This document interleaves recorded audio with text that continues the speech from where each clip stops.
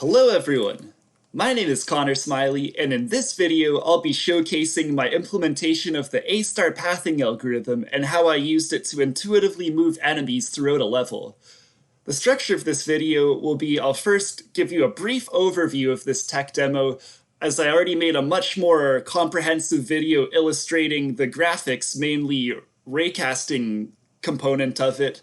So I'll jump into this demo, briefly show how AStar is at use, give a bird's eye view of the pathing algorithm for a more intuitive visualization, and then I'll break down the code sequentially, explain how I conjured up the idea of AStar, what I had beforehand, and some future improvements and performance counting. So let's take a look. So you can see in the middle of the mini-map in the bottom right quadrant of the screen is a yellow player. That's who I'm controlling on the keyboard, and you can see what are supposed to be 4 ghosts. This is a Pac-Man themed tech demo.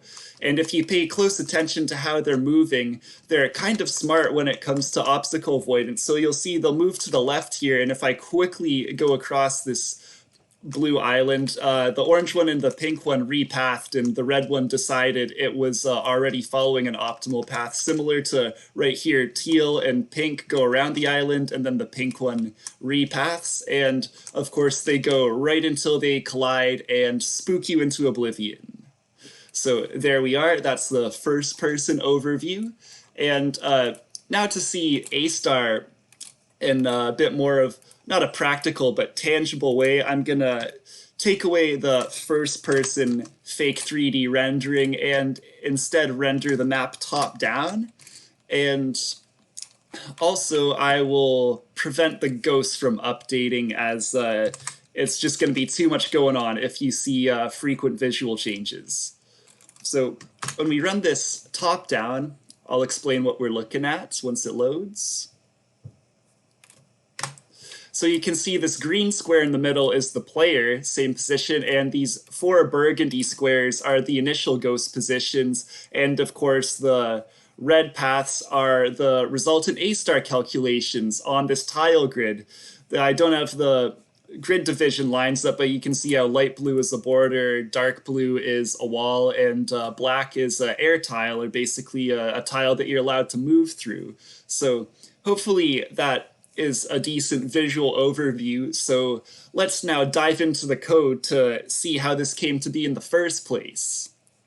So when I was first working on my submission for the competition that this code base was designed for, I was in a bit of a time crunch, and I wanted to showcase my graphics programming ability by playing around with raycasting rather than my AI or gameplay programming ability with ghost movement. So version 1 movement system was pretty silly. I would just get a direction from ghost to player, normalize it, of course, for predictable values, multiply it by a time-based ghost speed, and then translate the ghosts in that direction, like so. Ghost position equals ghost position. Let's take a look. I still got collisions. Okay, and yeah, we'll move away. We'll see if the top-down view makes sense. Okay, no, sorry, we're going to swap over to first person because I'm not sure I will be able to make sense of player control top-down without a bit more developer tools. So just look at the bottom right corner of the mini-map and notice what happens to the ghosts under certain scenarios. So you'll see the pink ghost. Oh, whoops. My bad. I forgot to enable collision checks. So we're going to want to do this. So ghost position is now equal to the new ghost position, assuming they're trying to move through an air tile, basically the only valid tile, or their previous position if they encounter a wall. And you may already be able to predict the flaw ahead of time, but I gotta go with the visuals for illustration purposes. Whoop, looks, what on earth? What have I done? Oh, I did not close my game. Silly me. Okay, 3rd time's the charm.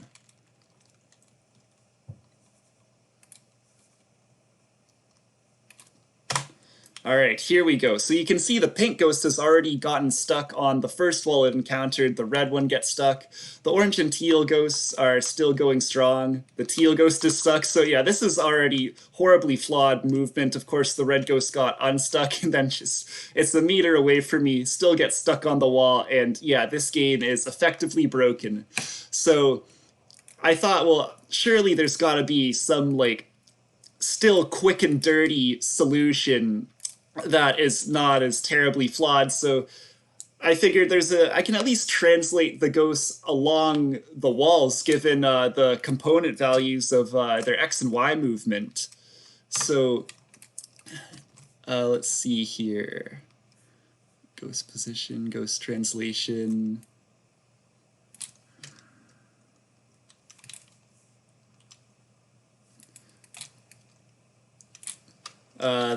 That should illustrate ricocheting. Oh, nope, I still need to calculate that. This might be incorrect. I tried to pre-code this demo because I hate video editing, but we'll see if that's correct. I'm thinking a bit too fast here. Okay, yeah, looks like they're moving a bit faster. I may have multiplied by delta time twice, but yeah, this ghost's gonna catch up to me. But you can see they're ricocheting off the wall accordingly, and that's all I was trying to illustrate.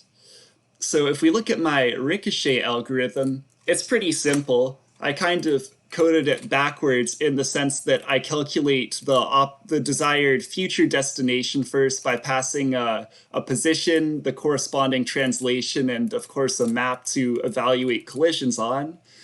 So we get the future destination, and then we get the per component tile map value. So basically, if it's an invalid tile, I subtract from the future destination on both Y and X. There's not exactly code duplication here, but I probably could have made this ultra generic if I wanted to go nuts, but at the same time, I didn't want to over-engineer this tech demo for a multitude of reasons. It's using basically software rendering. It's 2D. It's just a hobbyist project. It's if we're really gonna go there, it's even using Glut as like a windowing system and just borderline low-level infrastructure, when of course anything AAA, this would all be from scratch and like at minimum 10 times more sophisticated. But I'm straying away from the point. So version 2 was with ricocheting for something marginally more quick and dirty. And of course, the proper version, I have an all-encompassing AStar pathing algorithm, which is what you initially saw. I'll refresh ever so vaguely in case you're struggling to keep track with me. I'm going in a few different directions, so please forgive me. Let's see. Let's focus on the pink ghost. We can get it to repath. Yeah, so now the ghost will choose a much more intuitive path. This orange ghost will start going to the right, and oh, nope, it's already on the optimal path. But yeah, we've basically got a working implementation of AStar. So let's take a closer look. So this follow path algorithm is pretty simple. I might as well go top down. So the find path function, which is where the real meat of this algorithm is, it's pure AStar basically. It's cell based rather than like XY floating point position based, because it makes much more sense to implement AStar through a tile grid rather than a more complex system to reduce memory footprint and really just simplify things. So we get a vector of cells by calling this find path with respective start and end values. And all we do to move along this path is we see if the path is empty first, meaning we've reached our target cell. So in applied context, the ghost, i.e. start, would be in the exact same cell as the player. So if this is true, we want to make our target the XY coordinate of the end. Otherwise, if there's one or more cells we have yet to reach, we simply want to get the center of the foremost cell, which will be a rough approximation of exactly where we want to go to hit our destination. And of course, assuming there's a wall or something in the way, we're gonna call that previously explained ricochet function with, again, a normalized direction to the destination, factoring in some speed, which is based on delta time, hopefully. And once again, we're passing in the map for code reuse, even though this only has one level. But if I wanted to have more levels, well, that's where the map object comes in. More importantly, this is the AStar implementation. So let's just go top to bottom. Of course, we've got some compile time lambdas. Well, lambdas can only be compile time, I'm pretty sure. Just for heuristics, really, so Manhattan and Euclidean distance, I decided to go with Euclidean in this case because I wanted diagonal paths to be a bit more costly, or really just which translates to ghost moving in a more efficient way. If I went with Manhattan, they tend to go up, down, left, and right more than I'd like to. And this one's kind of funny, as you can see the comment here. By definition, where's my priority queue? Does it? Let's see if we can dive into the STL here. Yeah, so this predicate less, I assumed that priority queue ordered elements least to greatest based on the predicate, but that was the opposite. It actually orders them greatest to least, and the argument name is simply called less because I guess most of the time you're comparing on an abstract value which things are less, but I wanted them to be ordered greatest to least, so I simply swapped around this sign. So it's really funny if I instead change it to a less than sign, the ghost will take the least optimal path. In fact, let's show that off real quick. So we won't make them follow the path. We'll just reclaim our top-down view.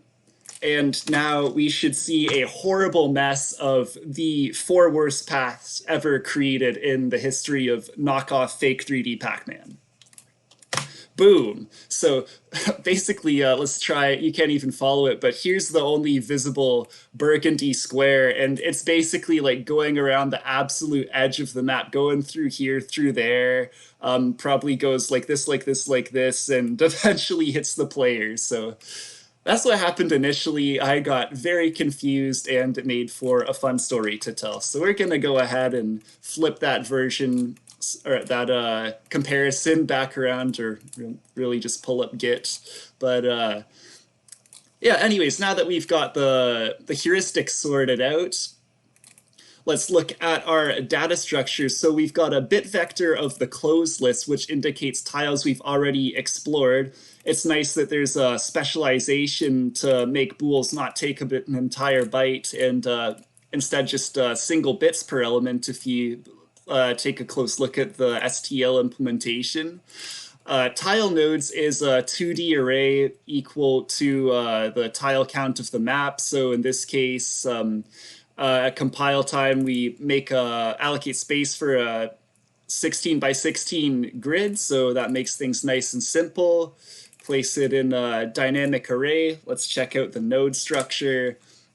It's pretty simplistic, just a few overloaded constructors to take XY index value, heuristics, so G-score and H-score, and of course F can be calculated by summing G plus H, so no need to store F. When I was looking at some implementations online, I didn't understand why a lot of people like to store F as a member needlessly, and to me it makes it not only less efficient, but more confusing, because you never know if F is up to date. It's just more work, and yeah, that's all it is. A node stores a current position, the position before it, so that we can recreate a list once we found an optimal path. And yeah, just a little print utility for visual debugging. Although, of course, I tend to step into memory rather than printing 99% of the time, as you should expect. So, mash control minus to get back there. All right, so yeah, tile nodes is the 2D node data structure. The priority queue is a collection of optimal nodes, starting with the most optimal one at the front, and closed list all the nodes we have explored, which is also, of course, it appears to be 1D, but I access it as a 2D array just for marginally less indirection, and it's honestly kind of more intuitive this way as well once you get down to it. But anyways, getting into the actual algorithm, we want to first add the starting point to the open list and add its parent cell as well, because we need by default at least one cell to explore. Otherwise, this while loop would break immediately, and then we would not have any paths to follow. So we're simply going to explore the topmost cell, aka the most optimal cell so far. Check if it's the destination to break out of the exploration loop. Then, assuming there's more to explore, we'll remove it, append it to the closed list so that we don't re-explore it every iteration. And here's where we simply update our heuristic values. Well, H is the heuristic, G is simply like some generic distance function for movement values.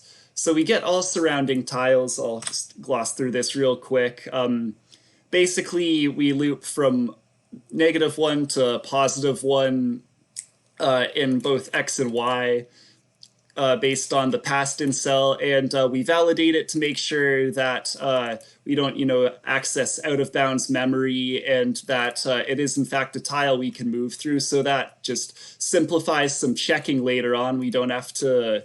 It's more Puritan, so we don't have to do some tile validation mid-algorithm, which is always good. And yeah, we just have a couple of helper values because I'm using a ranged-based loop here, but it still makes more sense to access something like the closed list by index because it contains nothing but Booleans. So just having stuff like this again keeps our memory footprint near optimal. We update our scores like so with the desired heuristic. Kind of silly, just passing in a hard-coded value there, but it just illustrates the modularity of using lambdas as heuristics. And so once we've updated the current scores, we'll see if we found a new optimal tile to append to the exploration list. And yeah, that's basically it. Once this loop breaks, we've found an optimal path. Since this map is fixed, it's impossible for AStar to fail. It'll always come up with some sort of path, even if it's horrible, as we saw earlier. And once we've found the path, all we have to do is recreate the steps to follow it by using the parent cells. So we start at the end and we go until we hit the start. We simply append to a vector and then reverse it. I probably could have coded this in a bit of a smarter way where we didn't have to create effectively a linked list and then invert it, but this just seemed the most intuitive way off the top of my head. And then of course draw path, we just take a bunch of a list of cells and just draw some quads to obtain that top-down view. So there you have it, an AStar implementation from scratch. I like to think it's relatively Puritan for reasons, as I said. We don't do validation mid-algorithm. It's transferable. All you need is a grid data structure, and you can write some external code to actually use it to move enemies through your level. So thank you very much for listening. Hope you enjoyed, and take care.